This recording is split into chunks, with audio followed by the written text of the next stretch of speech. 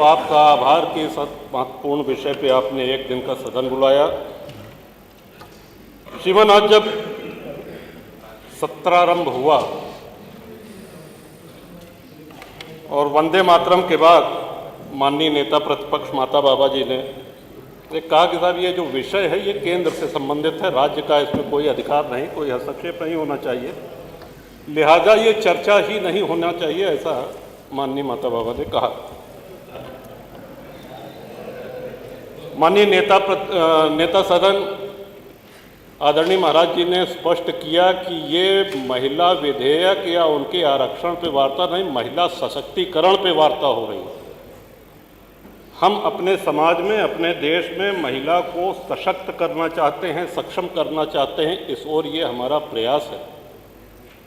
इससे जाकर के स्थितियां कुछ सामान्य हुई, आम व्यक्ति के समझ में आए। और आम व्यक्ति हम इसलिए कह रहे हैं कि ये कार्रवाई पूरे प्रदेश में, पूरे देश में देखी जा रही है। अच्छा, लोग थोड़ा भ्रमित हो जाते हैं। अब लोगों को ये नहीं समझ में आ रहा है कि डिलिमिटेशन पे बात हो रही है कि महिला आरक्षण पे बात हो रही है, हो क्या रहा है, किस दल की क्या भावनाएं हैं। इस चीज़ को स्पष्ट करने का एक छोटा सा प्रयास हम ये अवश्य करना चाहेंगे माननीय अध्यक्ष जी कि आपातकाल के समय 1976 में इंदिरा गांधी ने लोकसभा की सीटें 543 ही रहेंगी, इसको फ्रीज कर दिया। ये संख्या अब बढ़ाई नहीं जा सकती है। ये आपातकाल के समय जब लोकतंत्र खतरे में था तब इंदिरा जी ने ये ले आए और 543 वो संख्या फ्रीज हो गई। अब 2011 के बाद जनगणना नहीं हुई है। ये सीधी सी बात है कि जितनी जनता उतने जनप्रतिनिधि, उसी अनुपात में। जनसंख्या श्रीमान अभी विचाराधीन है। 2011 के बाद अभी तक सेंसस नहीं हुआ है, जनगणना नहीं हुई। वो 1 मार्च 27 को पूरी होगी। अभी पिछले दिनों हम लोगों ने जो देखा कि नारी वंदन तो 2023 में आदरणीय मोदी जी ले आए थे, लेकिन अभी हालिया जो सदन में बैठक 17 अप्रैल को हुई, उसमें लोगों को ये आशा थी कि अब ये बात आगे बढ़ेगी। ऐसा नहीं है कि भाजपा के नेताओं को ये पता नहीं है कि हम अकेले इस बिल को पास करा पाएंगे या नहीं, लेकिन आशा रही होगी कि इस कार्य में सभी दल सहयोग करेंगे और करवा दीजिए, ये लागू हो जाए। और इसमें डिलिमिटेशन भी का भी प्राविधान है कि जितनी संख्या हमारी जनसंख्या बढ़ रही है उस हिसाब से लोकसभा की, उस हिसाब से विधानसभा की सीटें भी बढ़नी चाहिए। श्रीमान, अगर नारी सशक्तिकरण का, नारी सम्मान की बात की जाए, भारतवर्ष में हम सभी लोगों का जन्म हुआ है। हमारे डीएनए में, हमारे धर्म में, हमारे विचारों में, हमारी आस्था में आदिशक्ति देवी माँ को ही माना गया है। आज वीरता की बात करें तो माँ काली का ध्यान आता है। विद्या की बात करें तो विद्या की देवी माँ शारदा है। वैभव की बात करें तो माँ लक्ष्मी की कृपा से वैभव और ऐश्वर्य होता है। ये जीवन के 3 प्रमुख क्षेत्र हैं जो देवी माँ की अनुकंपा से ही पूरे होते हैं। उसके बाद अगर वैदिक काल में चलते हैं तो अपाला, घोषा, गार्गी जैसी अनेक विदुषी स्त्रियां रही हैं जिन्होंने समाज में उस समय रोशनी भी दी, समाज को आगे भी ले गई।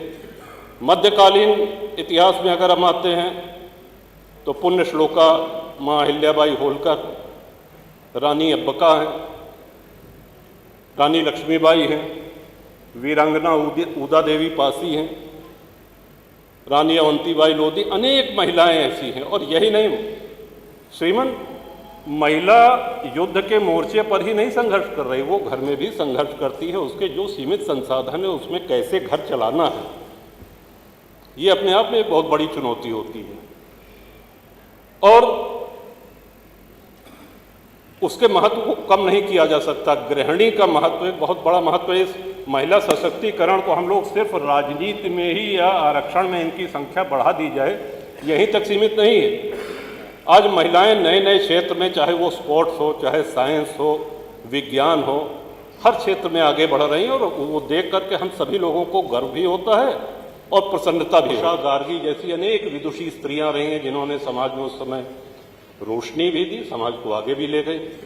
मध्यकालीन इतिहास में अगर हम आते हैं तो पुण्य श्लोका मां अहिल्याबाई होलकर, रानी अब्बका हैं, रानी लक्ष्मीबाई हैं, वीरांगना उदा देवी पासी हैं, रानी अवंतीबाई लोधी, अनेक महिलाएं ऐसी हैं। और यही नहीं श्रीमन, महिला युद्ध के मोर्चे पर ही नहीं संघर्ष कर रही, वो घर में भी संघर्ष करती है। उसके जो सीमित संसाधन है उसमें कैसे घर चलाना है, ये अपने आप में एक बहुत बड़ी चुनौती होती है।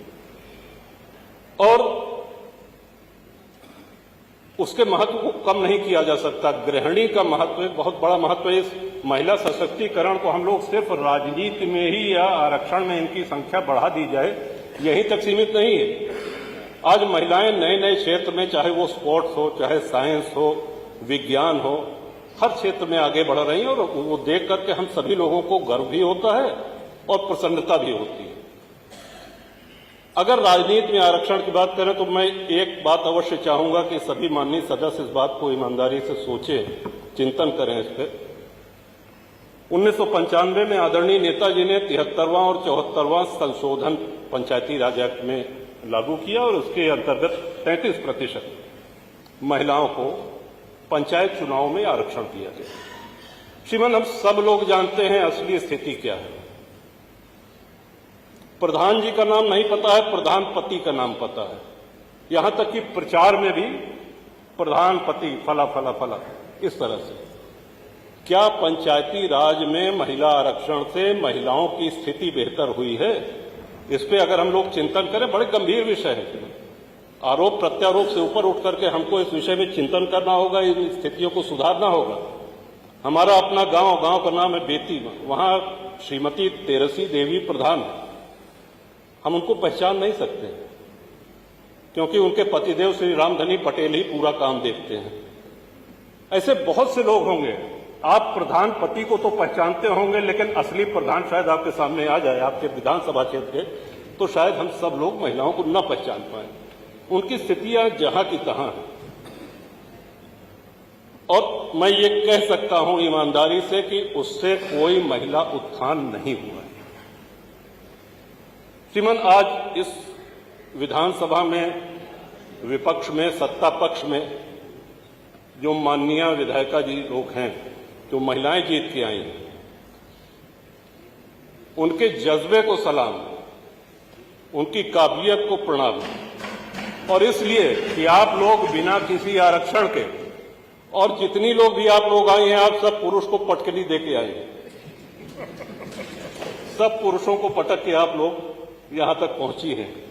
क्षमता आपके अंदर है, लेकिन सामाजिक सामंजस्य बनाना भी हम सब लोगों का दायित्व है। श्रीमन, इस विषय में यह है कि कहीं ऐसा तो नहीं है कि ये मनोविनोद में ये बात कर रहे हैं श्रीमन, कि ऐसा ना हो जाए कि 15-20 साल बाद फिर पता चला कि पुरुषों के लिए एक विशेष सत्र बेटी बचाओ की जगह बेटा बचाओ हो जाए।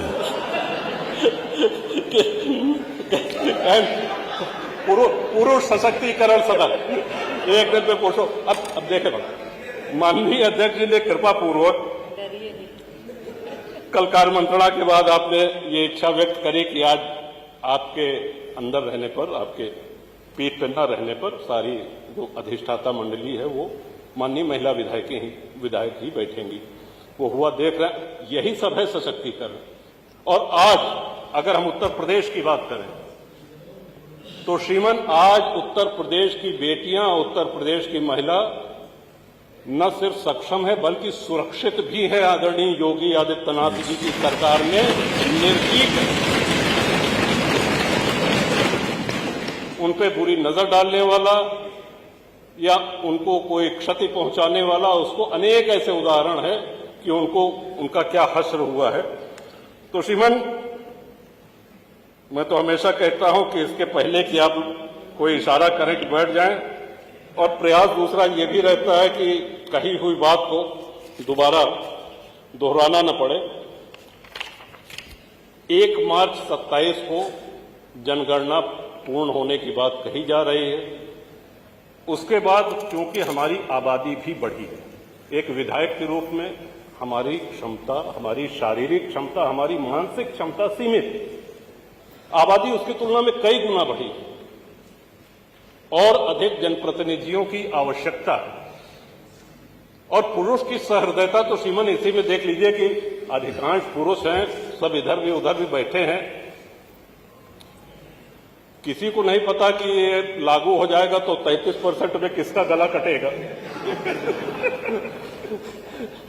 लेकिन इसके बावजूद हम लोग इसमें प्रयासरत हैं कि होना चाहिए, लेकिन इसके साथ साथ सीटें भी बढ़ें और एक सामंजस्य रहे, क्योंकि संविधान की इच्छा है कि लैंगिक भेदभाव न हो, दोनों को बराबर का अधिकार रहे।